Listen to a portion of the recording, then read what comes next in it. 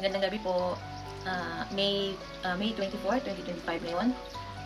Mag-video lang ako ng mga 30 minutes siguro. Kasi aalis ako at meron akong part-time mamaya. So, 30 minutes na siguro kasi aalis ako ng mga 8. Ituloy ko pala yung kwento ko, yung kwento ng aking buhay, naputol doon sa isda. Nung sabi ko na dati hindi ako kumakain ng gulay, na dahil kay Mama Esperanza, sabi niya sa akin na pag kumain daw ako ng kalabasa, yun nga daw, maging matalino daw ako at malinaw daw yung mata at lalo daw gaganda. Sabi pa ni Mama yung elementary pa ako. Kaya ang nangyari, ayun, una kong kaing gulay ay kalabasa, pangalawa yung batong, tapos upo. Yun lang muna yata ang kinakain ko eh. Tapos, yun nga, isda, dati paborito ko yung ulo at saka utak.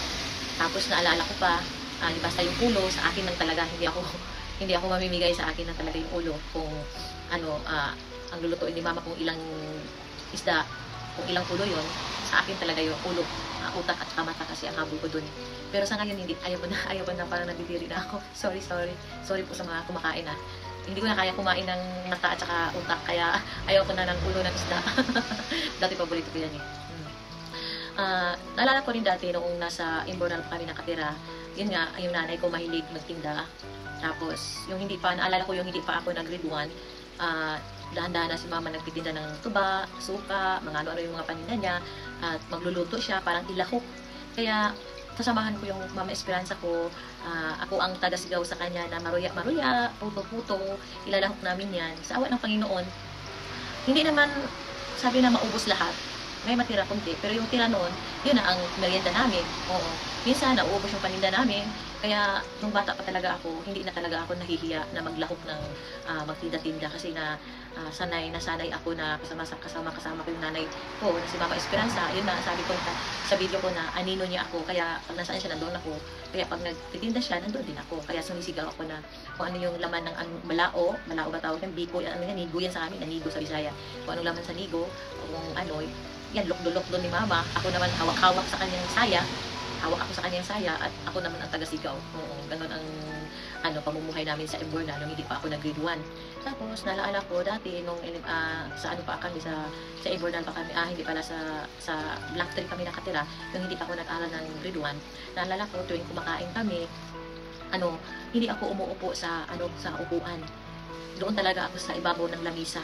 Doon ako uupo.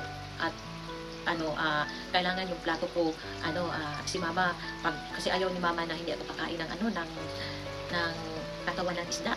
Kasi gusto ko ulo, ayaw niya, hindi rin ako kakain ng gulay. Yung mga time na yun, hindi pa ako kumakain ng gulay. So, ang ginagawa ni Mama, yung isang slice na, katawan ng isda, niya yan, ginagano niya sa kamay, at saka yung plato ko, yung sa bilog, yung sa, palibot ng plato ko. Yun, nakalagay na yung mga doon, yung mga hininay ng isda. Kaya ako, kain na lang ako ng kain. Ganun ako ka-expelled dati nung maliit pa ako. Expelled ako sa nanay ko, sa tatay ko.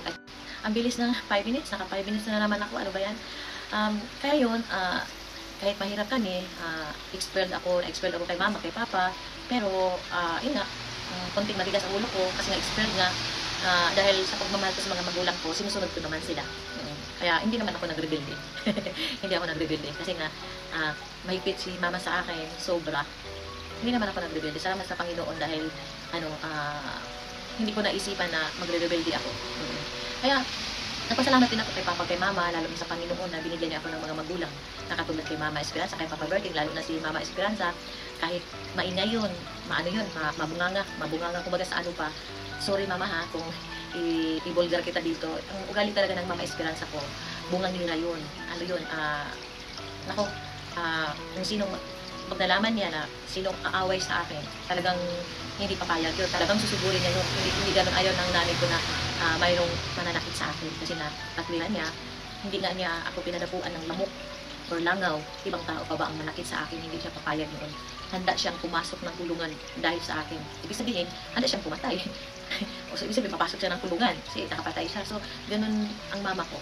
Ganun niya ako anong tawag dito, ganun niya ako, mahal kami, kaming magkapatid, mahal naman yung kapag ni mama. Kumbaga sa ako talaga ang pinaka mahal, ganun, parang ganun. Alam naman ang aking mga kuya siya, nagkakaati. Kaya mga kuya ko dyan, at hindi naman yung nagsisilo sila sa akin eh. Kasi, siyempre, malalaki na sila. Eh, ako, maliit pa lang yung time na yun.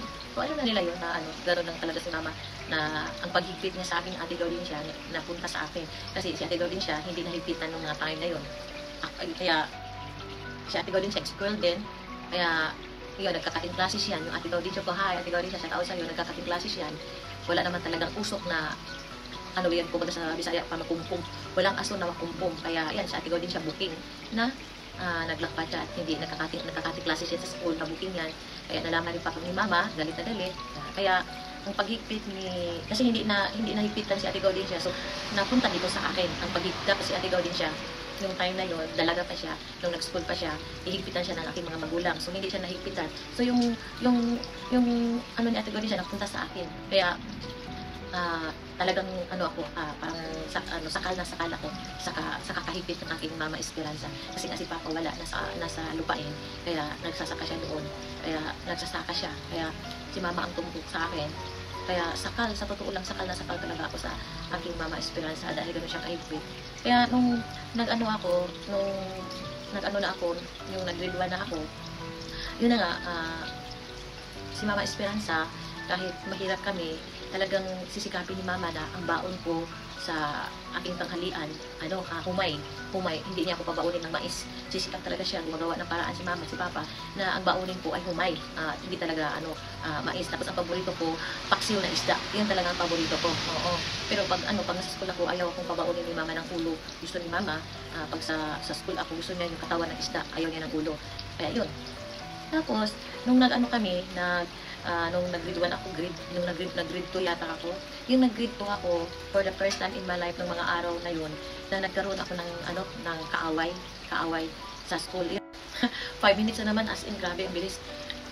Tapos, noong tawag nito, nung ako, hindi pala grade 2, natandaan ko grade 1 pa ako noon eh. First time ako nagkaroon ng kaaway sa school.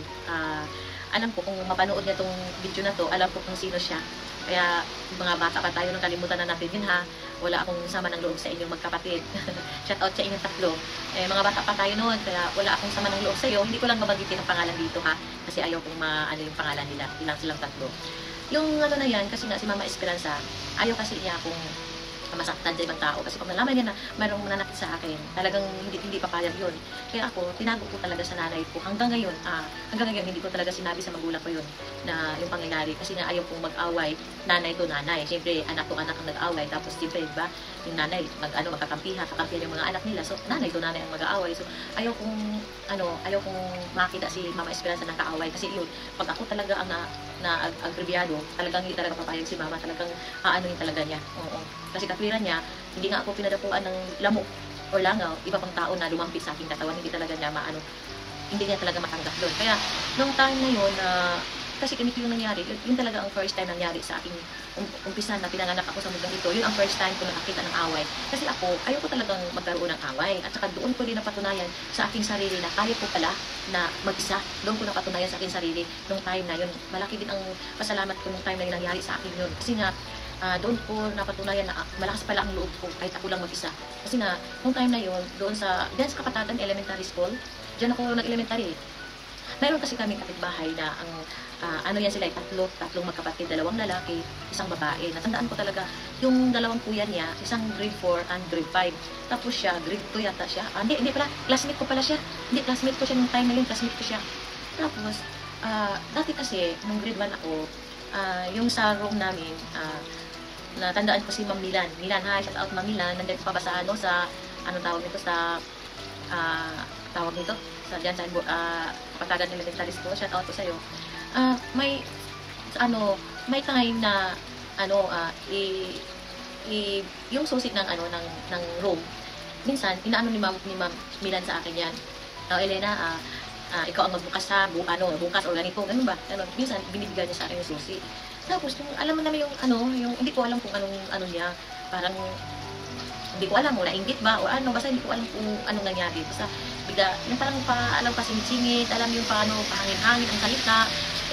Siyempre hindi ako sira ulo, no? So, meron akong common sense. So, alam ko na ako ang pinapakinggan, yung parang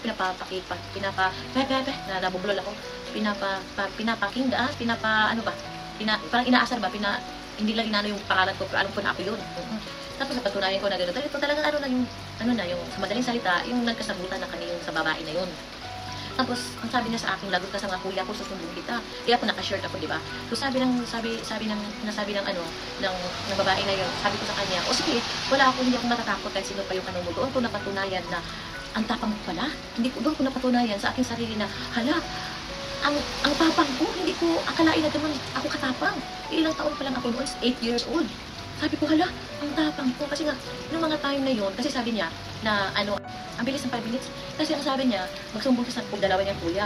O sige, ngayon, yung nagsumbong siya, kasi pauwi na, hapon na yun pauwi na. Sabi niya sa akin, mamaya, pag uwi natin, lagot ka, sabihin gano'n. So ako naman, ang ginawa ko, nanigurado ako, kasi nga, dahil tatlo sila, di ba? Dalawang kuya niya, tsaka siya. Kaya ang maliit ako. So, ang ginawa ko, parang hindi ako anong tawag nito, parang hindi ako matalo. Gumawa talaga ako ng paraan na parang hindi ko matalo. Alam niyo po kung anong ko, ay mga bata na kapanood nito, huwag niyo pong gayahin ito, lang po ito, tawag nito, kwento lang po ito sa aking mga karanasan, sa aking buhay. Kaya, sa mga bata na nanonood dyan, bad to huwag niyo po itong gagayahin, okay? Hindi, sana, hindi niyo po gayahin ng aking ginawa. Nung 8 years old ako noon. That time, 8 years old ako. Kaya mga bata dyan shout out sa inyo. Huwag niyo pong gayahin si Ate Biberos niyo. Huwag po. Huwag niyo pong gayahin, okay? Kasi pero kinakabahan ako. Sabi ko, anong gagawin ko? Pero hindi talaga ako magpatalo nito. Sabi ko, hindi ako magpatalo. Tsaka hindi ako pwede magsumbong sa nanay ko. Kasi pag nagsumbong kay Mama Esperanza, yung nanay nila, Mama Esperanza ko, yung nanay na yun, ang mag-away, ayaw ko. Kaya ang ginawa ko, kasi doon sa kalsada, maraming balas. Kumuha akong buhangin doon. At pinasok ko dito sa bulsa ko. Palda ko, kasi yung palda ko, malalim ang bulsa. Pinasok ko sa bulsa ko. Pagpasok ko sa bulsa ko, ang ginawa ko, sige lang, hindi ako nagkalata na meron akong buhangin sa bulsa ko. Kalmado lang ako. Sabi ko, kaya ko to. Hindi yung kaibigan ko gusto umano sa akin. Ang sabi ko talaga sa kanya, huwag kang magdas ng kamay. Sorry, naman ako, nag-Japanese naman ako. Sorry po. Huwag kang manood ka lang. Kung sa tingin mo ay hindi ko na kaya, tumawag ka ng tulong. Iyon lang talaga ang sinabi ko doon sa kaibigan ko na huwag kang kasama sa away ko. Kaya, pag sa tingin mo ay hindi ko na kaya, tumawag ka ng tulong. Yan ang sabi ko sa kanya. Alam mo naman yung mga kabataan dati na pag may mga away-away, parang kasi lang natutuwa. Parang nagsasabong ng manok. Parang manok nagsasabong. Ganon sila. Ganon sila. Kaya sige, Elena, huwag kang magpatalo. Ganon. Di lalong lumakas ang loob ko. Kasi parang may nagsusod. Siyempre, Elena, huwag kang magpatalo. 8 years old pa ako, no? First time na ako nakipag-away sa buong buhay ko, 8 years old. Pero ayaw ko talaga mag-away, ha? Ako ang unahan, eh. Alam ko kasi, pag nasa tama ako, ayaw ko magpaano. Mabait ako, pero huwag mo ako unahan. Kasi, mga 8 years old ako, doon ko nalaman ang tunay yung ugali, eh. Tapos, yun, ang nangyari noon, kasi siya na kayo guys, umuulan kasi. Tapos ngayon, ang nangyari noon, parating na ang dalawang kuya niya. Ito na, kuya ko. Kuya, sabi, iyak siya. Ito si Elena, ito yung ganun. Kumama lang ako. Sige, pag lumapit ka, naku, hindi ko alam kung anong gagawin nito. Ang nangyari noon, kasi nga, sa galit ko, habang yung kuya niya, paglagay sa mga kuyas niya, yung sumpukin niya ako, alam niyo po, anong ginawa ko? Yung sumpukin ako, itong ginawa ko, kinuha ko yung, pero meron akong, hawak itong buhangin, kinuha ko at ginanon ko sa mukha. Ginanon ko talaga sa mukha, ay talagang hindi makakita na. Kaya, yung isa, tawag nito, na-down siya. Yung isa naman, ang umano sa akin, ang ginawa ko doon sa isa, dito pinilihan ko, ginanon ko siya. Hala, ang lakas ko pala, ang liit-liit ko, at saka ang payat-payat ko pa. Ginanon ko siya. Alam niyo po, hindi alam ng aking mga magulang ito, ngayon. Hanggang ngayon, hindi ko sinabi. Ngayon ko lang sinabi. Mga pamangkin ko, mga kapatid ko, hindi nila alam. Ngayon lang to, pag nakita nila video to, ngayon lang nila malaman. Ginanon ko, pinilihan ko, pagpilyo ko, 5 minutes na naman. Tapos, di ngayon, ang nangyari, nung pangalawa niyang, yung kuya na, hindi na yun, hindi pa nga nakasuntok sa akin, kasi napuling yun, di ba? Yung isa naman, ginano naman niya ako, ginanon ko yung yung tawag nito, yung isang kuya niya, ginanon ko, at ginanon ko, talagang sinusuntok ko, nag-lockdown, talaga siya, talagang, baba siya. Pagbaba niya, sinuntok ko ng sinuntok. Tapos yun, ang tawag nito, mga bata, okay na tulog, tawagin niyo si ma'am, tawagin niyo si ma'am. Eh, hindi naman ako nasuntok kasi ako ang maraming sa kanila eh. Tapos, itong babae, umano siya sa akin kasi ngayon dalawang pulya niya, wala na eh, hindi na akala niya. Yung, siya naman, mas matangkad ako sa kanya, kunti. Mas matangkad ako sa kanya, kunti. Kasi malit ako, mas malit sa akin. Ang ginawa ko, kung ano yung ginawa ko sa kanya, ito ang ginawa ko sa kanya po. Itong ano ko, ay mga bata, gana, huwag niyo po itong gayahin. Itong kamay ko, tsaka ito. Pinasok ko dito, sa bunganga niya, ginano ko, Tapos papasok ko, talagang ginano ko baba niya, talagang, akala ko, Diyos ko Lord, thank you Lord God. Salamat talaga Lord, niligtas niyo po ako mga oras, 8 years old pa lang ako nun Talagang, itong kamay ko, pinasok ko dito sa bunganga niya, ginano ko. Siyempre, hindi niya ako makagat, kasi nga, nandito na yung kamay ko, pinasok ko, gano'n ko. Tapos alam niyo po guys, talagang ginanon ko yung bunganga niyo. Buti na lang talaga hindi na dito nahiwa. Diyos ko, sorry talaga, mga bata pa tayo noon. Sorry talaga.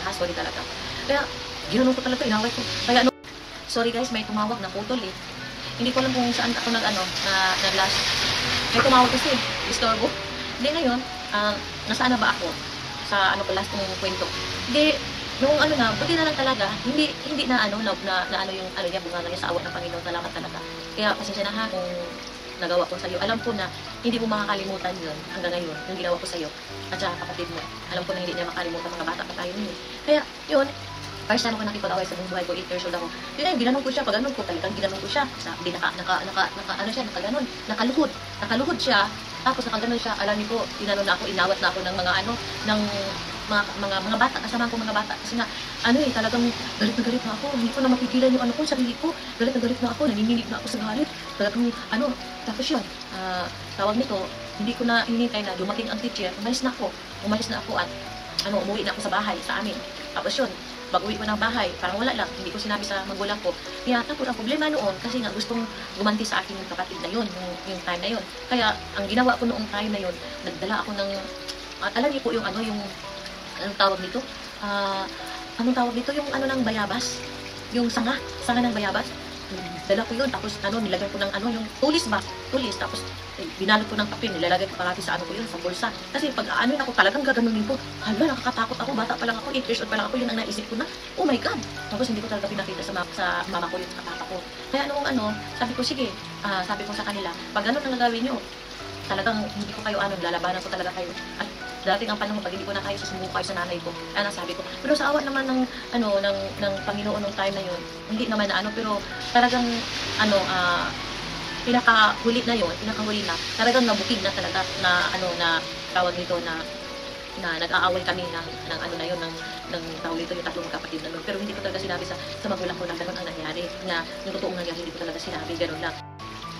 Kaya, hindi ko talaga sinabi ang totoo, naka 5 minutes lang ako, abilis ng 5 minutes, Kaya hindi ko talaga sinabi sa mga magulang ko ang totoong pangyayari. Kaya ang ginawa noon, yung nanay ko at saka yung nanay ng tatong bata na yun, nag-usap sila, hindi naman sila nag-away, nag-usap lang, naayusin na yung gulo namin, na hindi na wala nang pakialaman, gano'n. Kaya sa awa ng Panginoon, na okay naman yun, kaya natapos yung away na yun.